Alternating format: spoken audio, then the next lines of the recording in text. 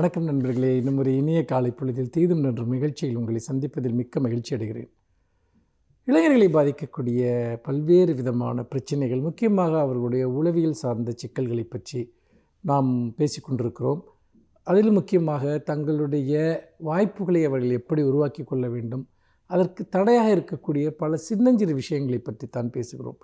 என்றால் சிறிய கற்கள் இடறித்தான் நாம் பல சமயங்களில் பெரிய பள்ளங்களில் விழுகிறோம். அப்படி பார்க்கிற போது உங்களுடைய பாதுகாப்பு வளையங்களை உடைத்து விடுங்கள்.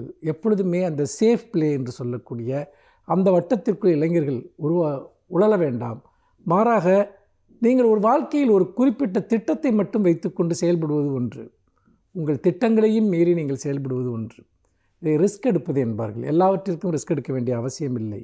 ஆனால் புதிதாக ஒன்றை கற்றுக்கொள்வது, புதிதாக ஒன்றுக்கு நுழைந்து இது என்னவென்று பார்த்து விடுவோம் என்று நினைப்பது, அப்போது உங்களுக்குள் அதுவரைக்கும் வெளிப்படாத ஒரு ஆற்றல் வெளிப்படும். நிறைய நேரங்களில் புதியனவற்றை கற்பதில் பலருக்கும் மனத்தடை இருக்கிறது. அவர்கள் என் வாழ்க்கையில் நான் இப்படித்தான் இருப்பேன் என்று ஒரு வரையறையை ஏற்படுத்திக் கொள்கிறார்கள்.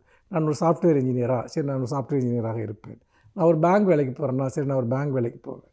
இந்த மாதிரியாக சில திட்டங்களை அவர்கள் வைத்துக் கொள்கிறார்கள்.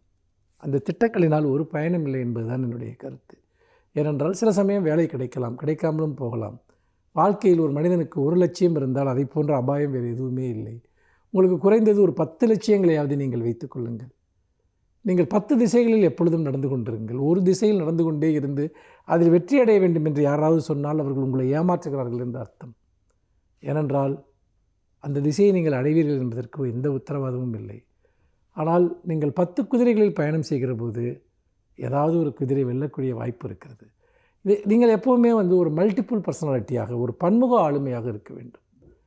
எனக்கு பாட்டு பிடிக்குமா, நான் போய் பாட்டு கற்றுக்கொள்ள முயற்சிப்பேன். எனக்கு நடனமாட பிடிக்குமா, நான் எங்கேயாவது போய் நடனமாடுவதற்கு முயற்சி செய்வேன். எனக்கு எழுதுவதற்கு பிடிக்குமா, நான் எப்படியாவது எழுத்தை நான் ப்ராக்டிஸ் செய்து கொண்டே இருப்பேன். எனக்கு பயணம் செய்ய பிடிக்குமா, சந்தர்ப்பம் கிடைக்கிற போதெல்லாம் பயணம் செய்வேன். ஏதாவது ஒரு கலையை கற்றுக்கொள்ள வேண்டுமா, ஒரு புதிதாக ஒரு மென்பொருளை, ஒரு சாஃப்ட்வேரை நான் கற்றுக்கொள்கிறேனா, நான் அதை கற்றுக்கொள்ள முயற்சிப்பேன். அது எனக்கு இன்றைக்கு பயன்படுமா பயன்படாதா என்றெல்லாம் எனக்கு தெரியாது. ஆனால் என்னுடைய மூளை, என்னுடைய பிரெயின், அதனுடைய செயல்பாடு அது எப்போவுமே ஒரு முழுமையான செயல்பாட்டில் இருக்க வேண்டும். ஆனால் நீங்கள் ஒன்றையே சிந்தித்து கொண்டிருக்கிற போது உங்கள் மூளையினுடைய பெரும்பகுதி செயல்பாடு சுருங்கி விடுகிறது.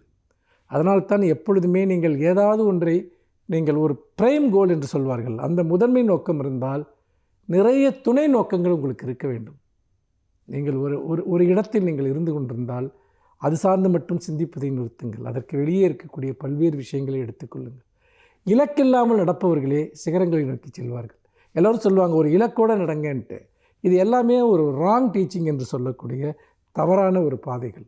இலக்கு என்பது அடிப்படையில் ஒரு சில எண்ணங்கள் இருக்கும், நாம் இப்படி ஆக வேண்டும் என்று.